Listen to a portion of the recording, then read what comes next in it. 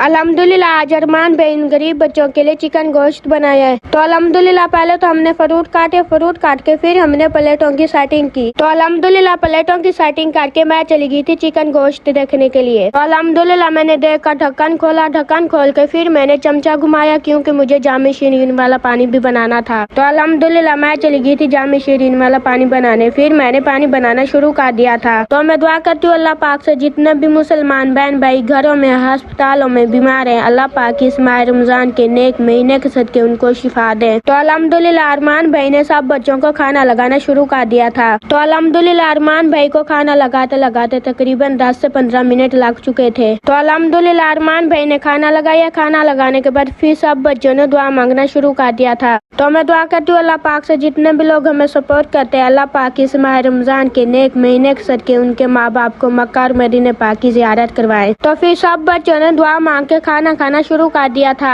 तो मैं दुआ करती हूँ अल्लाह पाक से जितने भी लोग हमें सपोर्ट करते हैं, अल्लाह पाक इस माह रमजान के नेक महीने के सदके उनके कारोबार में ढेर ढेर बरकतें दें। तो मेरी आप सबसे रिक्वेस्ट है आप लोग मेरी वीडियो को फुल वॉच किया करें।